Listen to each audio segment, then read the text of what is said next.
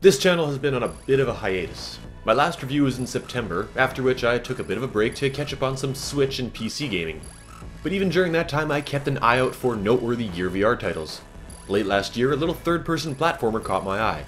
With a unique soundtrack and a striking visual style, I knew I had to review this one. Well, ladies and gentlemen, I finally got to it. And with that, I present my review of Kin for the Gear VR. Kin was released on December 21st, 2017, and is available for $9.99.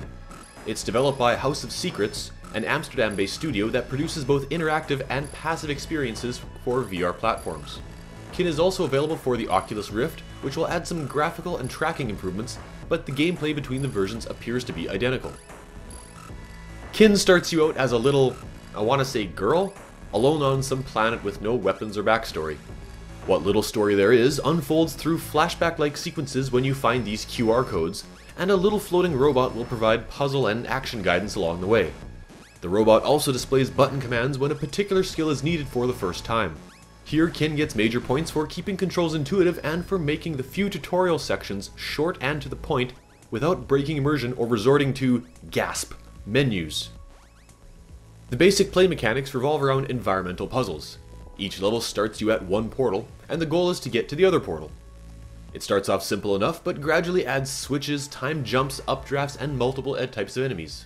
Difficulty runs the entire spectrum from walk in the park in the beginning to what sick bastard made this one near the end.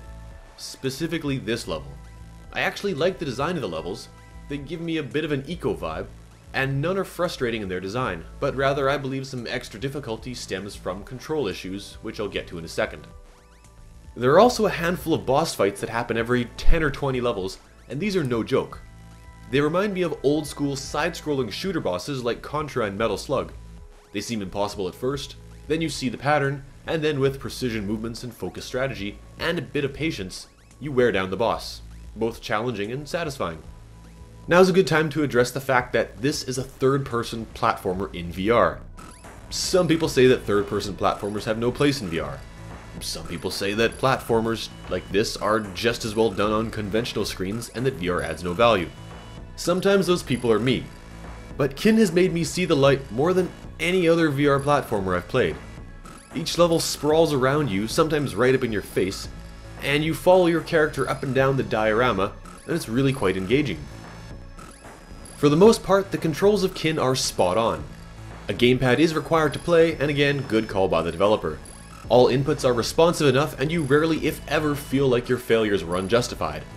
The controls don't feel quite as tight as Super Mario Odyssey, but that game is control perfection. I have only one issue with Kin. The analog stick input moves your character relative to where you're looking, not relative to the world. This means that if you're trying to run across a very long straight beam, you will have to adjust your stick input continuously as you turn your head. This caused a number of deaths during my playtime when I moved my head to look at the next platform and jump in an unintended direction. However, I fully understand that this is the most intuitive control scheme, so I can't really blame the developer for this choice. Right from the title screen, the color, style, and scale of the environments will grab you. It's low poly art, not for the sake of performance or simplicity, but for the sake of style. From the aquatic life in the early islands to the trees growing out of the pink cliffs, to the foreboding monolithic structures of the later levels, everything looks stunning and beautiful. Colors are vibrant, and even in the darker levels, glowing lines deliver a visual spectacle. 90-degree angles are everywhere, yet you never see the fuzzy, jaggy edge of loose polygons. Everything looks clean, crisp, and colorful. Just gorgeous.